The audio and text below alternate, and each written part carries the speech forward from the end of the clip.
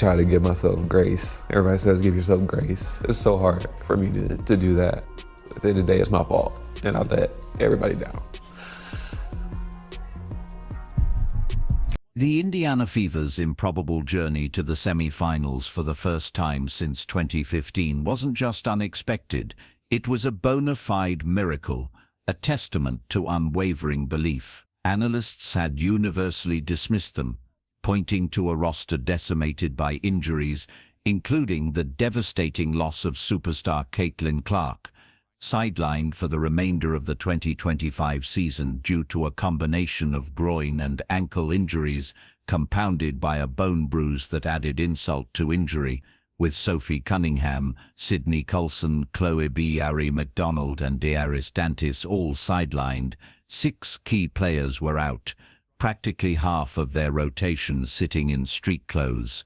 Yet they found a way to snap a playoff drought that stretched back almost a decade. Stephanie White's team entered Game 3 against the Atlanta Dream with their backs pressed firmly against the wall, embodying a visceral win-or-go-home desperation, a burning hunger that radiated from every single player on the court. It felt less like a basketball game and more like a profound testament to sheer will and collective spirit. Inside Gateway Center Arena, the crowd itself seemed to recognize this shift, with Fever fans growing louder and more dominant by the second half, creating an atmosphere that felt remarkably like a home game during an elimination matchup, providing a clear surge of energy for the players. And Mitchell's been quiet for a while, not anymore. Jordan Canada with another assist. A big bounce back night for her. Mitchell dribbles behind the line to take the 3. Howard with the one-handed rebound and putback. But while Indiana was rising with an almost mythological force, a legend was unequivocally falling. Brittney Griner, for years the undisputed face of playoff basketball in the paint, suffered a shocking, unprecedented collapse. She was benched during the most critical moments of an elimination game, a coaching decision that sent ripples of disbelief and speculation across the entire league. For so long, Griner was the player defenses dreaded, the one who could swing momentum with a single, thunderous blocked shot or a quick, unstoppable hook shot. Whenever the postseason rolled around, her presence inside was a guarantee of dominance. Yet in this series, particularly in Game 3, she struggled profoundly to score, looked utterly flat-footed on defensive rotations, and became, incredibly, a liability rather than the anchor her team desperately needed. She looked like a shadow of her former self, a stark contrast to the player who had built her career on overpowering matchups inside, possessing the length, the quick step and the instincts to protect the rim, while punishing slower bigs on the other end. This wasn't just a rough night, it signaled something far deeper, sparking intense speculation about her future.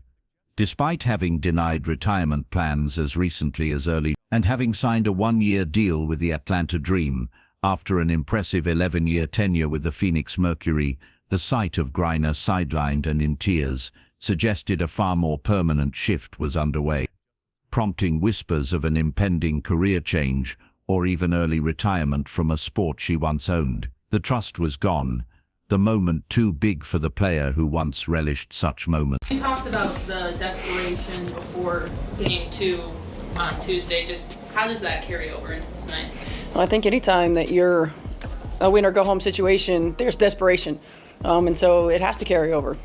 You know, we're in the same situation, our back is against the wall. We got to come out and we've got to play with that sense of urgency. We've got to play with that hunger. We've got to value every single possession and every single opportunity. In a performance that directly contrasted Griner's struggles and announced a new era, Aaliyah Boston delivered a dominant, star-making display. She was, in every sense, everything Griner used to be, and arguably even more. Boston finished Game 3 with an astonishing 14 points, 12 rebounds, and 6 assists, a stat line that speaks volumes. But it wasn't just the sheer numbers, it was the timing, the composure, and the pressure she performed under. With the clock winding down in the fourth quarter, she secured perfect position, absorbed contact, and delivered the go-ahead layup with just 7.4 seconds left, leaving Atlanta stunned, demoralized, and without an answer. Boston's defensive approach was a masterclass in calculated aggression and disciplined positioning. She never chased blocks or overcommitted, a common pitfall for young bigs. Instead, she methodically pushed Griner off her favored spots, angled her body to force uncomfortable fadeaways, and maintained unwavering discipline when Griner attempted to back her down with her patented power moves. This tactical brilliance, combined with her physical strength, made Griner profoundly uncomfortable, causing shots that once seemed automatic to rattle out of the rim. By the third quarter, Griner's frustration was palpable, visibly building with every missed shot and every thwarted attempt to establish position. This wasn't merely losing to a more talented opponent, it was losing because Boston had systematically dismantled her comfort zone, taking away every single advantage Griner had relied on for years. The numbers emphatically confirm it.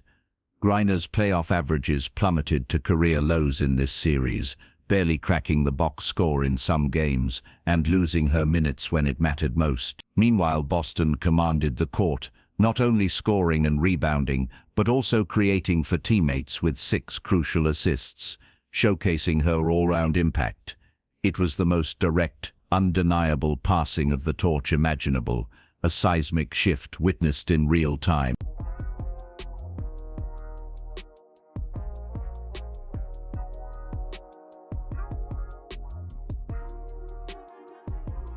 To Jones, throws it up, no good! Game over, and the Fever are moving on! However, the Fever's monumental victory was far more than a single player's brilliance. It was a testament to a collective heart that simply refused to be broken, a roster that embraced a next woman up mentality. Kelsey Mitchell, in Clark's absence, stepped up with undeniable leadership, setting the tone from the opening quarter. Atlanta's defense tried to clog the lane, bodies everywhere, hands reaching on her drives, and yet she still found ways to create buckets, finishing with an incredible 24 points, including a blistering 19 in the first half alone. Her ability to carve through traffic and find space in tight windows kept Indiana within striking distance when things could have easily unraveled. She played like the anchor for a team missing its superstar, carrying them through crucial stretches. Then there was Odyssey Sims, a hardship contract pickup, who, against all odds, suddenly became one of the most critical players on the floor in a knockout game. She stuffed the stat sheet with 16 points and 8 assists, but it was her critical, no-hesitation pass to Boston in the final seconds that set up the go-ahead layup, showcasing a poise and composure usually reserved for seasoned veterans. Sims gave Mitchell another ball handler, another confident voice, and when the defense collapsed, she knew exactly where to send the ball. Lexi Hull delivered the single biggest defensive play of the night, with 7.4 seconds left, and Atlanta making one last, desperate push. She read an inbound pass perfectly, executed a clean steal, and sealed the game, erasing any chance of a miracle comeback and solidifying the series win. Moments like that don't always show up as flashy box score stats, but it was the defining sequence for Indiana's season. The relentless defensive positioning and activity of Brianna Turner and Natasha Howard provided the crucial toughness needed to compete with Atlanta's formidable length. Stephanie White, the coach, described Turner as the ultimate pro, and it was evident why. She rotated where others slipped, contested shots without fouling, and consistently performed the thankless work to stabilize possession. Even Michaela Timpson, playing only 4 minutes, pulled down 5 rebounds in that short span, an instant impact that shifted momentum. Shepetty delivered a clutch 3-pointer in the fourth quarter that again flipped momentum. These are contributions that don't scream headline, but they shift games, especially when rotations are thin and every possession is magnified. For Atlanta has not been good. 40%.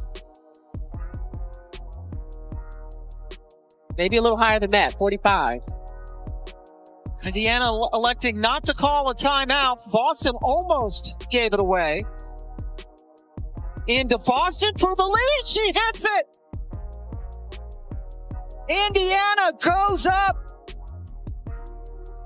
Boston gets it. Mitchell is denied, but then Jordan Canada falls. Bree Jones almost gets it, but that's a second defender that's gone down, and Bree Jones. Boston's defensive approach was just as important.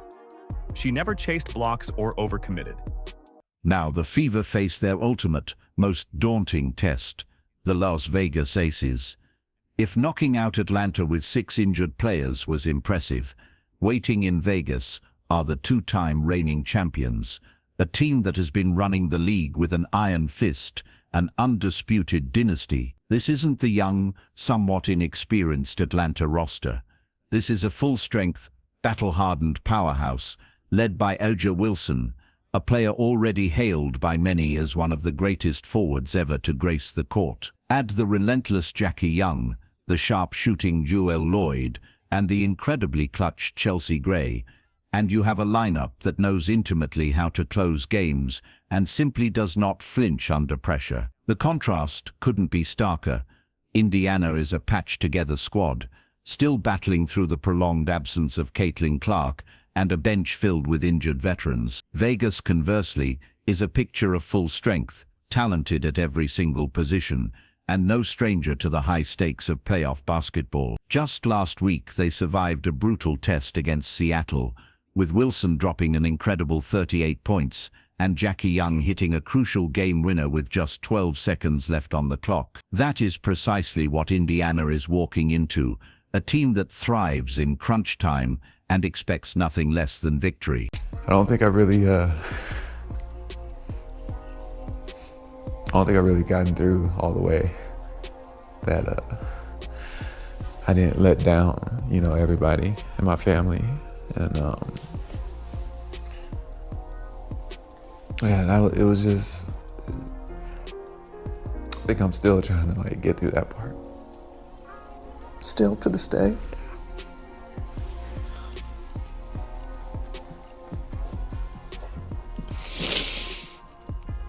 The old standard bowed out, the new one stood tall, and nobody watching could pretend not to notice what had just happened. 10. Mitchell, a little bit too strong. Boy, we got some stuff going on here between Aaliyah Boston and Bree Jones, who ended up on the deck.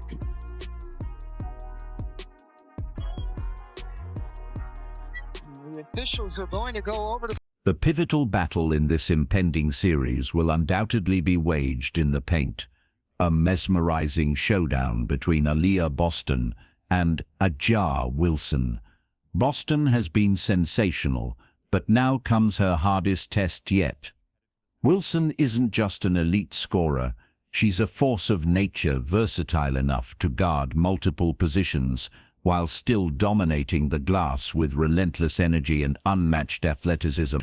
Boston will need every ounce of her prodigious strength, discipline and tactical acumen to match up against Wilson.